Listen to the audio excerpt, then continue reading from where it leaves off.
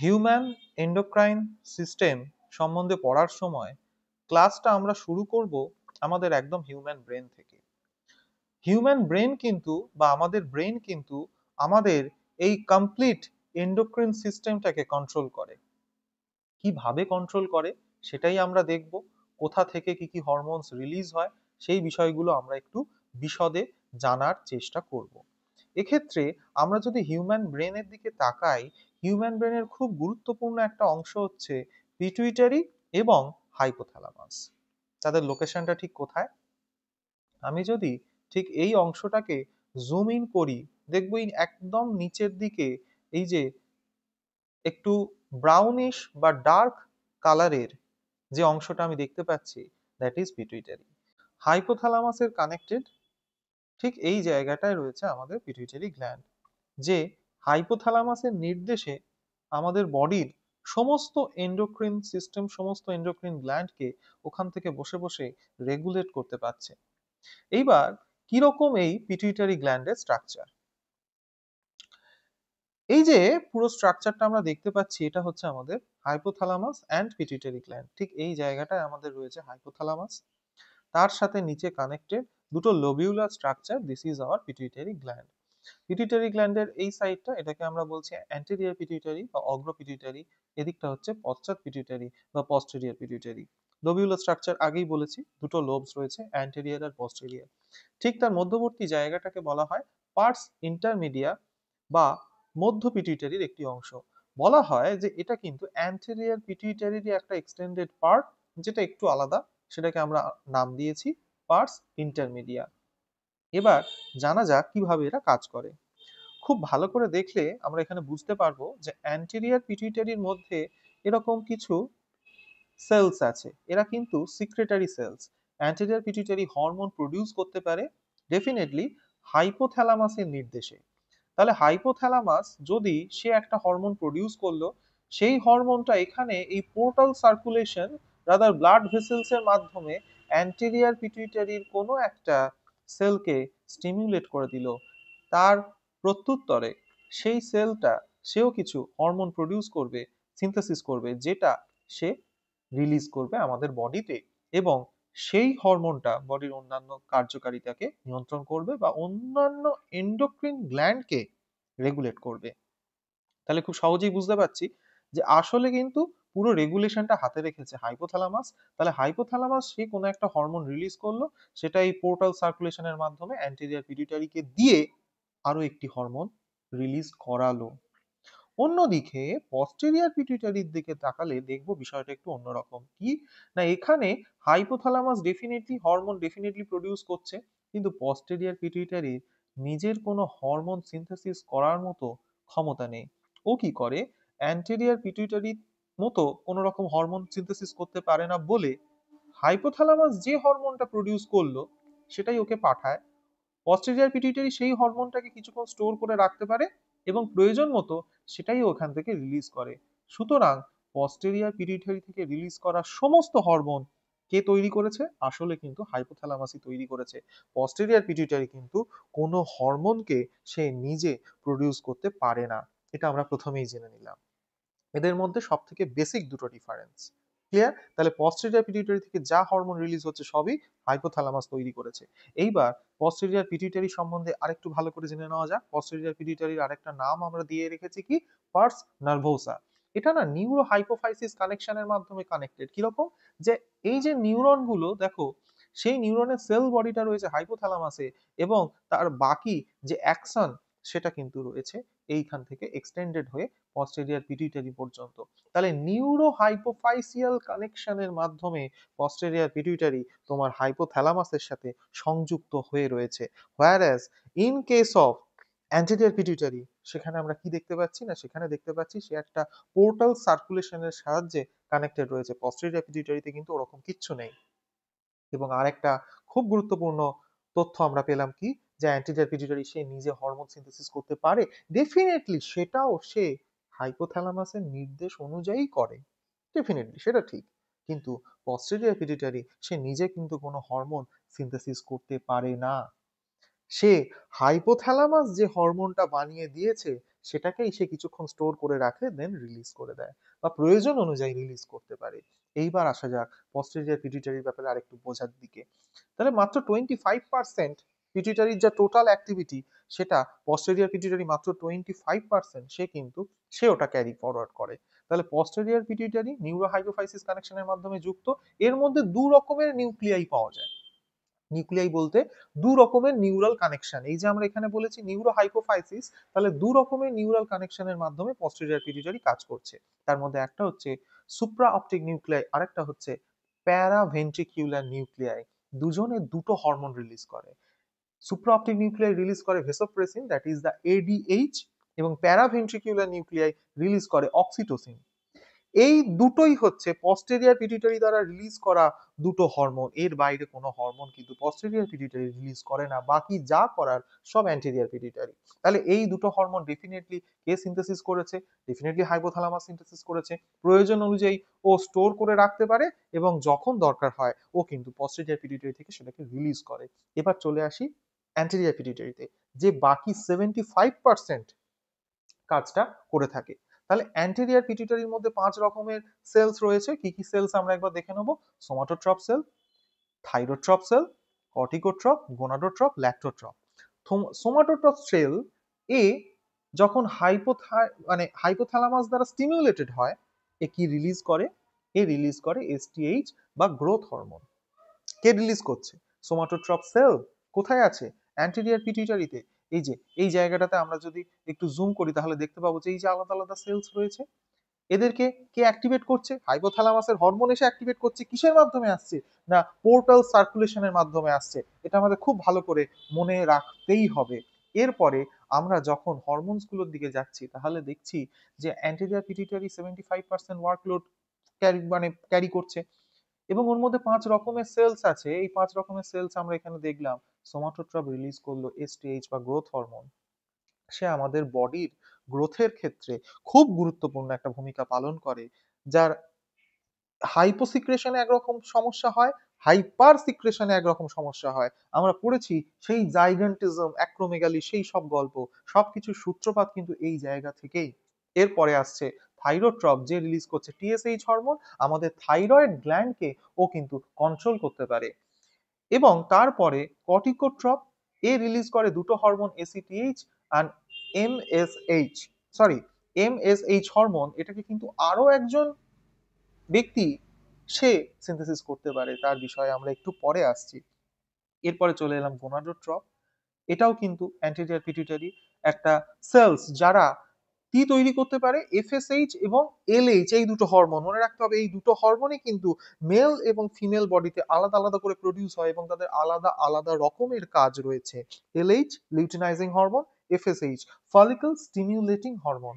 এরপরে আসছি লাস্ট ল্যাক্টোট্রপ, সে কিন্তু প্রোল্যাকটিন রিলিজ করতে পারে। তাহলে এখানে আমরা পুরো অ্যান্টেরিয়র পিটুইটারি সমস্ত হরমোনের সিস্টেমটা বুঝে ফেললাম। এবং আরেকজন ব্যক্তি যে বাকি ছিল সে হচ্ছে অ্যান্টেরিয়র আর পস্টেরিয়রের মাঝখানের একজন, সেটা হচ্ছে পার্স ইন্টারমিডিয়া। এ একটাই হরমোন রিলিজ করে, এমএসএইচ। কি সেই এমএসএইচ? Melanocyte stimulating hormone. তাহলে লাস্ট একটা জিনিস আমাদের মনে রাখতে হচ্ছে যে পিটুইটারি দ্বারা রিলিজ করা সমস্ত হরমোন, তারা কিন্তু কোনো না কোনো একটা প্রোটিন। এইবার আমরা পিটুইটারি গ্ল্যান্ডের যে হরমোনগুলো প্রত্যেকটাকে একটু ডিটেলসে জানার চেষ্টা করব। প্রথমেই চলে আসা যাক অ্যান্টেরিয়র পিটুইটারি। আমরা অ্যান্টেরিয়র পিটুইটারি পোর্শন থেকে শুরু করছি। তাহলে সেই আমরা জানি যে অ্যান্টেরিয়র পিটুইটারির মধ্যে কিছু সেলস আছে যাদেরকে আমরা এসটিএইচ বলছি, বা যারা সোমাটোট্রপ সেল বলছি, যে সোমাটোট্রপ সেলগুলো থেকে এসটিএইচ বা গ্রোথ হরমোনটা তৈরি হয়। কোথা থেকে? না অ্যান্টেরিয়র পিটুইটারি থেকে। তাহলে সোমাটোট্রপ সেল যখন জিএইচ তৈরি করলো, সেই জিএইচ বা গ্রোথ হরমোন আমাদের বডিতে কি কাজ করছে? না গ্রোথের সমস্ত কাজ করছে। আমাদের বোনস, আমাদের টিস্যু, আমাদের কার্টিলেজ সবকিছুকে কিন্তু ও গ্রোথ করাচ্ছে আমরা যখন ছোট থেকে আস্তে আস্তে বড় হচ্ছি। নট অনলি দ্যাট, আমাদের গ্রো করার জন্য আমাদের বডির মধ্যে কার্বোহাইড্রেট, প্রোটিন, ফ্যাট, তার প্রপার মেটাবলিজম আমাদের খুবই প্রয়োজন। সেটাও কিন্তু করাচ্ছে কে? আমাদের এই গ্রোথ হরমোন।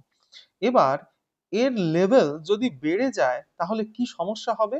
না আমাদের ব্লাড গ্লুকোজ লেভেল বেড়ে যাবে, যদি গ্রোথ হরমোনের পরিমাণ বেড়ে যায়, কারণ ও কিন্তু এই মেটাবলিজম গুলোকে কন্ট্রোল করাচ্ছে, বেশি পরিমাণে করবে, ব্লাড গ্লুকোজ লেভেল বেড়ে যাবে, বডির মধ্যে ডায়াবেটোজেনিক এফেক্ট দেখা যাবে।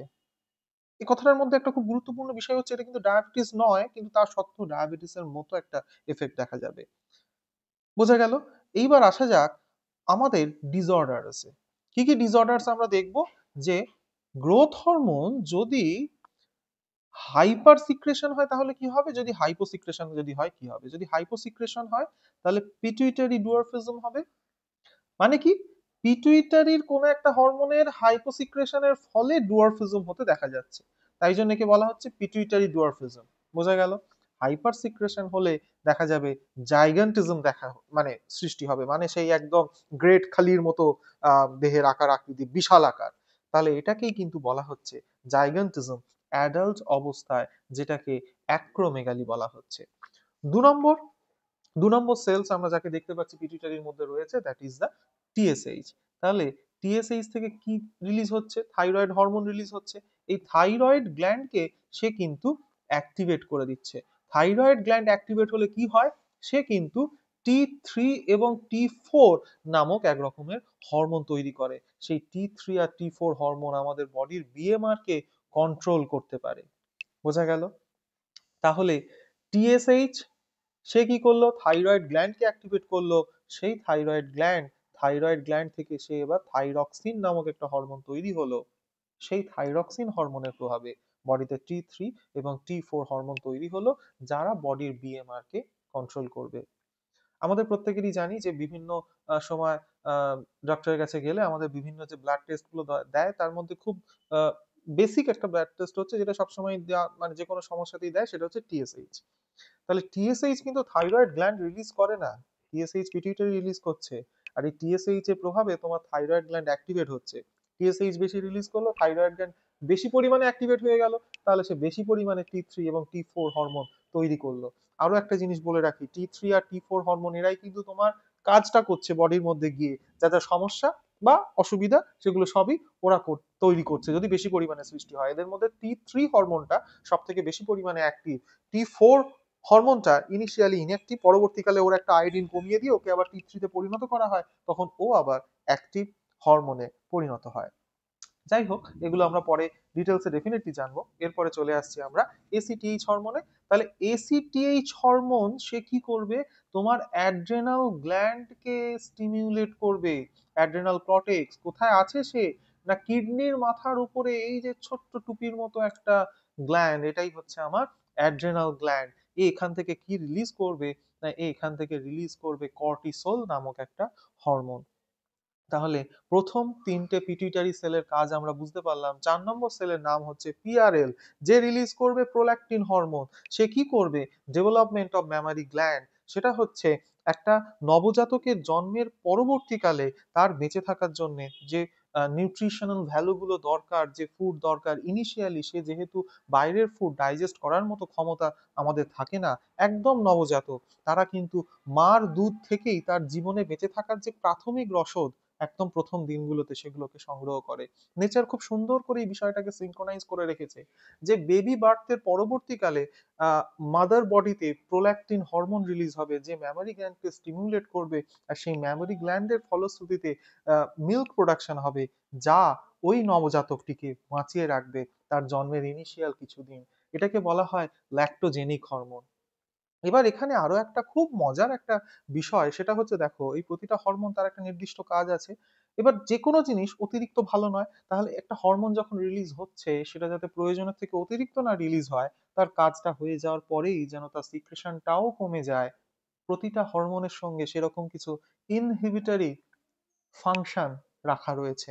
কিছু কিছু হরমোন সেলফ ইনহিবিটরি কাজ করে, কিছু কিছু হরমোনকে ইনহিবিশন করার জন্য আরো অন্য হরমোন রয়েছে। ক্লিয়ার? এবার এখানে এই প্রোল্যাক্টিন হরমোন খুব সুন্দর একটা ইনহিবিশনের কাজ করে, সেটা আমরা একটু দেখে নেওয়ার চেষ্টা করব কিরকম। না দেখতে পাচ্ছি যে আমার এখান থেকে পিটুইটারি গ্ল্যান্ড প্রোল্যাক্টিন রিলিজ করেছে, যে একটা মাদারের মধ্যে ল্যাকটেশনের সৃষ্টি করেছে। এবং ঠিক এই সময় যখন একটা ইনিশিয়ালি বেবি বার্থ হয়েছে, সেই সময় ল্যাকটেশন পিরিয়ড, ঠিক সেই সময় বডিতে প্রোল্যাক্টিন হরমোন সে মার দেহে, মাদার্স বডিতে সে কিন্তু ল্যাকটেশন ঘটাচ্ছে। সে আরো একটা কাজ করছে, সে না এখান থেকে এই বডিতে সে ব্লাডের মধ্যে মিশে চলে যাবে মাদারের হাইপোথ্যালামাসে। হাইপোথ্যালামাস থেকে একটা হরমোন রিলিজ হয় usually, that is the GnRH, gonadotropin releasing hormone. সেই গোনাডোট্রপিন রিলিজিং হরমোনের মাধ্যমে হাইপোথ্যালামাস পিটুইটারিকে স্টিমিউলেট করে এফএসএইচ আর এলএইচ হরমোনটা বানানোর জন্য, যে নেক্সট মেনস্ট্রুয়াল সাইকেলকে রেগুলেট করবে। কিন্তু মনে রাখতে হবে, ইনিশিয়ালি যখন বেবি বার্থ হয়েছে সেই মাদার তার বডিকে এক্ষুনি নেক্সট মেনস্ট্রুয়াল সাইকেলের জন্য রেডি করবে না। Initially next 6 month at least menstrual cycle থেকে সরে আসবে। কারণ একটা বেবি বার্থ দেওয়ার পরবর্তীকালে definitely mother's body, mother's reproductive organ, সে আর একটা কনসিভ করার মতো কন্ডিশনে নেই। কি সুন্দরভাবে নেচার এটাকে সিনক্রোনাইজ করেছে। তাই জন্য যখন বেবি বার্থ হলো, বেবিটাকে বাঁচানোর জন্য মার দেহে প্রোল্যাকটিন হরমোন রিলিজ হয়েছে, যে মিল্ক সিক্রেশন করাচ্ছে। সেই প্রোল্যাকটিন হরমোন ব্যাকডোর দিয়ে হাইপোথ্যালামাসকে বলে দিল যে এই মুহূর্তে জিএনআরএইচ এর রিলিজের কোনো দরকার নেই, কারণ এই মুহূর্তে মাদার্স বডিতে নেক্সট রিপ্রোডাক্টিভ সাইকেলের প্রয়োজন নেই। তাহলে হাইপোথ্যালামাস পিটুইটারি দ্বারা ইনহিবিটেড হলো দ্যাট ভেরি জিএনআরএইচ হরমোন। ওই GnRH hormone, gonadotropin releasing hormone, সে কিন্তু আর রিলিজ হবে না। আর তার প্রভাবে এফএসএইচ এবং এলএইচ হরমোনও রিলিজ হবে না পিটুইটারি গ্ল্যান্ড থেকে, এবং তার প্রভাবেই ওই মুহূর্তে মেনস্ট্রুয়েশন, মেনস্ট্রুয়াল সাইকেলও কিন্তু স্টপ হয়ে যাবে। এই জিনিসটাকেই বলা হয় ল্যাকটেশনাল অ্যামেনোরিয়া। তার কারণটা আমি বোঝানোর চেষ্টা করলাম, যে যে মুহূর্তে বেবি বার্থ হলো সেই মুহূর্তে মাদার্স বডি আর একবার কনসিভ করার মতো কন্ডিশনে নেই।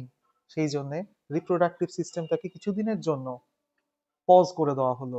দ্যাটস ওয়াই মেনস্ট্রুয়াল সাইকেলও কিন্তু ওই সময় বন্ধ হয়ে গেল। তাহলে এত সুন্দরভাবে এই হরমোন আমাদের বডির মধ্যে পুরো সিস্টেমটাকে সিনক্রোনাইজ করেছে, যখন যেটা দরকার, যেভাবে দরকার সেইভাবে যেন জিনিসগুলো ঘটে। এবার গোনাডোট্রপ হরমোনের বিষয়ে একটু জেনে নেওয়া যাক। তাহলে গোনাডোট্রপ হরমোন ডেফিনেটলি মেল এবং female reproductive system, reproductive behaviour এবং সমস্ত রিপ্রোডাক্টিভ প্রলিফারেশন সবকিছুকে রেগুলেট করে। Mail reproductive system, female reproductive system দুটো আলাদা, কিন্তু দুটো ক্ষেত্রে এফএসএইচ এবং এলএইচ হরমোন তারা তাদের কাজটা করছে। মেল রিপ্রোডাক্টিভ সিস্টেম যদি আমরা প্রথমে দেখি, এলএইচ হরমোন সে কি করছে, লেডিক সেলকে অ্যাক্টিভেট করছে। লেডিক সেল আমরা জানি মেল স্ক্রোটামের মধ্যে, শুক্রাশয়ের মধ্যে সেমিনিফেরাস টিবিউলস এর বাইরে এক রকমের কোষ থাকে যাদেরকে আমরা বলছি লেডিক সেল। সে খুব গুরুত্বপূর্ণ একটা ভূমিকা পালন করে, that is production of testosterone. আমরা আজকের দিনে এটা অনেকেই জানি যে যারা জিমে যান মাসল প্রলিফারেশনের জন্য, বডি বিল্ডিং এর জন্য, তারা অনেক সময় টেস্টোস্টেরন হরমোনের স্টিমুলেশনের দিকে নজর দেন। প্রয়োজন হলে বাইরে থেকেও তারা কিন্তু টেস্টোস্টেরন হরমোন বডিতে ইনপুট করান, যাতে অল্প সময়ে প্রচুর পরিমাণে মাসল প্রলিফারেশন হয়। তার কারণ কি, এই টেস্টোস্টেরন হরমোন বডিতে মাসলের প্রলিফারেশনের জন্য দায়ী, যেটা ন্যাচারালি লেডিক সেল থেকে রিলিজ হয় বডির একটা নির্দিষ্ট সময়ের পরে। মেল বডির ক্ষেত্রে ইউজুয়ালি মাস্কিউলার বডি স্ট্রাকচার সেটা দেখতে পাওয়া যায় এর কারণে। এবং টেস্টোস্টেরন আরেকটা কাজ কি করে, সে স্পারমাটোজেনেসিস করে। What is স্পারমাটোজেনেসিস? স্পারমাটোজেনেসিস হচ্ছে সেই পদ্ধতি যার মাধ্যমে মেল স্ক্রোটাম, রাদার শুক্রাশয়ের মধ্যে সেমিনিফেরাস টিবিউলস আছে, তার মধ্যে স্পার্মের ম্যাচুরেশন এবং স্পার্ম জেনারেশন, সেই কাজটাকেই বলা হচ্ছে স্পারমাটোজেনেসিস।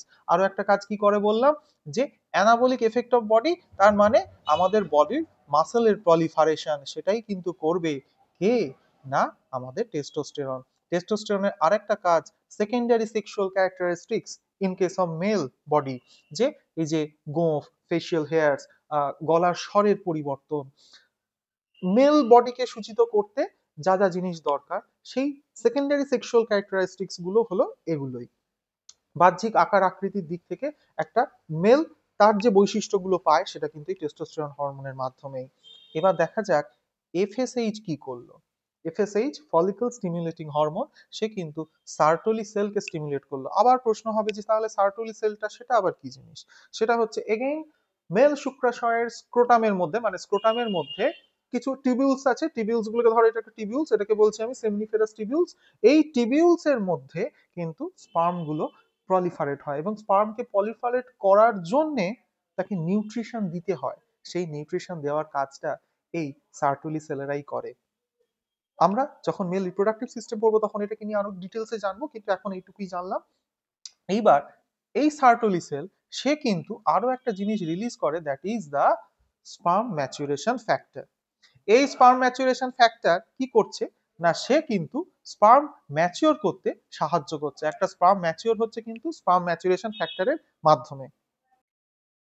এবার চলে আসব আমরা ফিমেল বডিতে এই এফএসএইচ আর এলএইচ কি কি কাজ করে সেগুলো জানার দিকে। এগেইন হরমোন সেম, শুধু কাজটা ডিফারেন্স। কি হচ্ছে এক্ষেত্রে, এক্ষেত্রে এলএইচ হরমোন রয়েছে, সেখানে কি কাজ করছে না, সে ওভিউলেশনের কাজ করছে।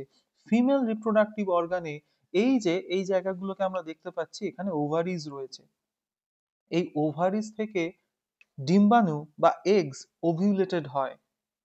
কিন্তু এটা কি এগস বলা যায় কি, আনটিল অর আনলেস এগসটা ফার্টিলাইজ হচ্ছে, একে বলা উচিত আনফার্টিলাইজ সেকেন্ডারি উসাইট।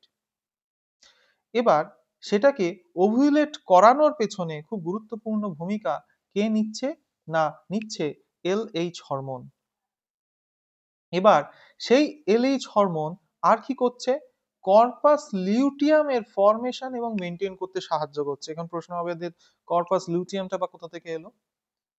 মনে রাখবো যে ওভারিতে সেকেন্ডারি উসাইট বা আনফার্টিলাইজ সেকেন্ডারি উসাইট, বা যদি লেম্যান হিসেবে বলা যায় এগ, ওভিউলেট হওয়ার পরে যে অংশটা পড়ে থাকে তাকে আমি বলবো কর্পাস লিউটিয়াম।